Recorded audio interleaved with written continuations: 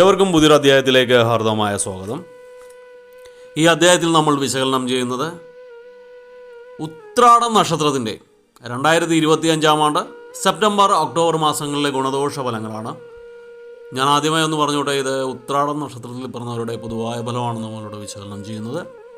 നിങ്ങൾക്ക് ഓരോരുത്തർക്കും വ്യക്തിഗത ഫലം ലഭിക്കുന്നതിനായിട്ട് നിങ്ങളുടെ ജാതകം ഒരു ഉത്തമനായ ജ്യോതിഷിയെ കാണിച്ച് രാശി ചിന്തനം നടത്തി മുന്നോട്ട് പോകുന്നതാണ് എന്തുകൊണ്ടെന്നുള്ളത്. ഇനി പൊതുവായ ഫലത്തിലേക്ക് വരാം. ഈ ഉത്രാട നക്ഷത്രത്തിൽ പിറന്നവർക്ക് ഈ സെപ്റ്റംബർ ഒക്ടോബർ മാസങ്ങളിലൊക്കെ മേന്മയുള്ള വിവാഹബന്ധം ഉണ്ടാകുന്ന ഒരു സാഹചര്യമാണ് നിലവിൽ കാണുന്നത്. അതായത് നിലവിലൊരു വിവാഹബന്ധമൊക്കെ ഉണ്ടായിരുന്നു, അല്ലെങ്കിൽ വിവാഹം വരെയൊക്കെ എത്തിയിട്ട് അത് പെട്ടെന്ന് വേണ്ടാന്ന് വെച്ച് മറ്റൊരു നല്ല വിവാഹബന്ധത്തിലേക്ക് വഴിതിരിച്ചുവിടാനുള്ള സാഹചര്യം കാണുന്നു. പഴയതിനേക്കാളും കുറേ കൂടി ഗുണഭാവമേറിയിട്ടുള്ള മേന്മയുള്ള വിവാഹബന്ധം ലഭിക്കാനുള്ള സാധ്യത വിവാഹചിന്തനം നടത്തുന്നവർക്ക് ലഭിക്കുന്നതാണ്. നിങ്ങൾ വാഹന ഇടപാടുകളിലൊക്കെ നഷ്ടം സംഭവിക്കാനുള്ള സാധ്യതയുള്ളതുകൊണ്ട് വാഹന കച്ചവടം ചെയ്യുന്നവർ അല്ലെങ്കിൽ നിലവിലുള്ള വാഹനങ്ങൾ കൊടുക്കാൻ ഉദ്ദേശിക്കുന്നവരൊക്കെ ഒന്ന് പുനർചിന്തനം നടത്തേണ്ടത് അത്യാവശ്യമാണ്.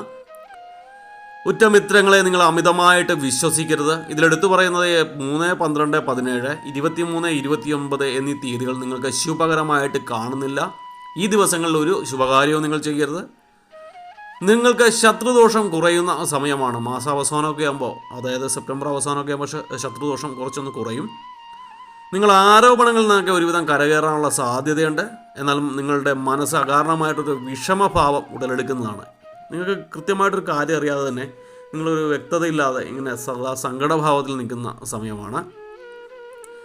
കുടുംബപരമായ കാര്യങ്ങളെ ചൊല്ലി മനസ്സ് സദാ ഉത്കണ്ഠപ്പെടാനുള്ള സാധ്യതയും കാണുന്നുണ്ട്. തൊഴിലിൽ നിന്ന് സാമ്പത്തിക ലാഭം നിങ്ങൾക്കുണ്ടാകും. വസ്തു ഇടപാട് സംബന്ധിച്ച തർക്കങ്ങളൊക്കെ ഉണ്ടായിരുന്നത് ഒരുവിധം നിങ്ങൾക്ക് പരിഹരിച്ചു പോകാൻ സാധിക്കുന്നതാണ്. പുണ്യചിന്തകൾ മനസ്സിനെ നിയന്ത്രിച്ച് നിർത്തുന്ന സമയം കൂടിയാണ്. ഈ സമയത്ത് നിങ്ങൾ ദീർഘയാത്രകൾ നടത്തുക, ക്ഷേത്ര ദർശനങ്ങൾ നടത്തുകയൊക്കെ ചെയ്യുന്നത് ഗുണകരമാണ്. അതുപോലെ തന്നെ എല്ലാ ദിവസവും രാവിലെ വിഷ്ണു സഹസ്രനാമ സ്തോത്രം ചൊല്ലുന്നതൊക്കെ ഗുണകരമായിരിക്കും.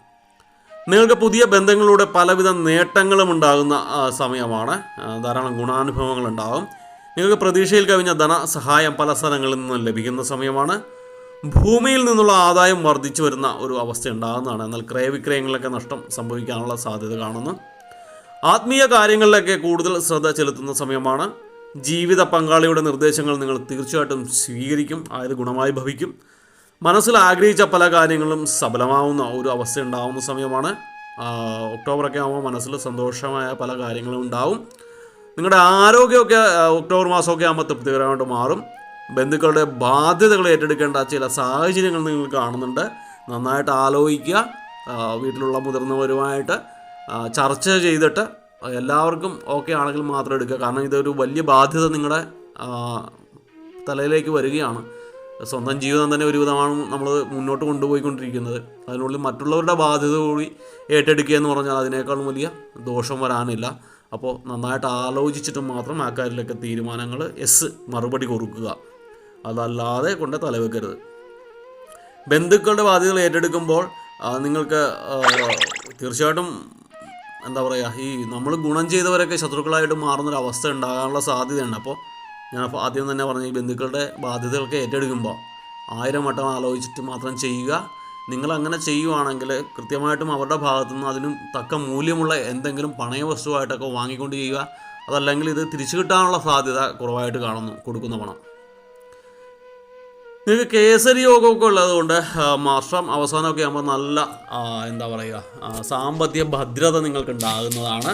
നിങ്ങൾക്ക് നല്ല ഉന്നതിയിലെത്തിച്ചേരാൻ പറ്റുന്നതാണ്. ഈ സമയത്ത് നിങ്ങൾ ലോട്ടറി പോലുള്ള കാര്യങ്ങളിലൊക്കെ ഒന്ന് ഭാഗ്യപരീക്ഷണം നടത്താവുന്നതാണ്. ഞാൻ പറഞ്ഞു എന്നും പറഞ്ഞ് നിങ്ങളിൽ നിന്ന് എല്ലാവരും ഉത്രാട നക്ഷത്രത്തിൽ പറഞ്ഞ ലോട്ടറി എടുത്തിട്ട് അടിച്ചില്ല എന്നും പറഞ്ഞ് വരരുത്. ചിലർക്കൊക്കെ കേസരി യോഗം നല്ല ബലവത്തായിട്ട് കാണുന്നുണ്ട്. സാമ്പത്തികമായിട്ട് ഉന്നതിയിലെത്തിച്ചേരാനുള്ള യോഗം കാണുന്നുണ്ട്. അപ്പോൾ ചിലർക്കൊക്കെ അടിക്കും ഉത്രാട നക്ഷത്രക്കാർക്ക്. അപ്പോൾ അതിനു വേണ്ടി നമ്മൾ എടുക്കാതെ അടിച്ചില്ല എന്നുള്ളൊരു സങ്കടം വേണ്ട. ചെറിയൊരു തുകയല്ലേ, വലുതൊന്നും എടുക്കണമെന്നില്ല, ചെറുതായാലും എടുത്താൽ മതി. ഒന്നെടുത്ത് വെച്ചേര്. ചിലപ്പോൾ അടിച്ചാൽ ചിലപ്പോൾ ജീവിതത്തിലുള്ള പ്രതിസന്ധികളൊക്കെ ഒരുവിധം മാറി കിട്ടുന്നതാണ്.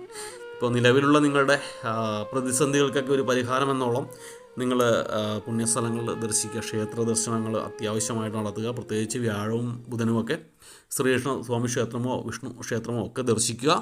ഭഗവാന് തിടപ്പള്ളിയിൽ പത്മമിട്ട് പാൽപ്പായസം നിവേദിക്കുക. ബുധനാഴ്ച പച്ച നിറത്തിലുള്ള വസ്ത്രങ്ങൾ കഴിയാവുന്നതും ധരിക്കുക. വ്യാഴാഴ്ച പോവുകയാണെങ്കിൽ മഞ്ഞ നിറത്തിലുള്ള പൂക്കൾ ഭഗവാന്റെ പാദങ്ങളിൽ സമർപ്പിക്കുക, വിഷ്ണു പാദങ്ങളിൽ സമർപ്പിക്കുക ഒക്കെ ചെയ്യുക. ഭഗവാന്റെ മുന്നിൽ അഭയം പ്രാപിക്കുക, ഭഗവാന്റെ ചരണങ്ങളിൽ അഭയം പ്രാപിക്കുക. ബാക്കിയൊക്കെ ഭഗവാൻ നോക്കിക്കോളും. അപ്പോൾ എല്ലാവർക്കും വീഡിയോ ഇഷ്ടപ്പെട്ടു എന്ന് വിചാരിക്കുന്നു. വീഡിയോ ഇഷ്ടപ്പെട്ടാൽ ലൈക്ക് ചെയ്യുക. തുടർന്നുള്ള മാസങ്ങളിലെ വീഡിയോ കൃത്യമായി ലഭിക്കുന്നതിനായിട്ട് ചാനൽ സബ്സ്ക്രൈബ് ചെയ്തിട്ടില്ല എങ്കിൽ സബ്സ്ക്രൈബ് ചെയ്യുക.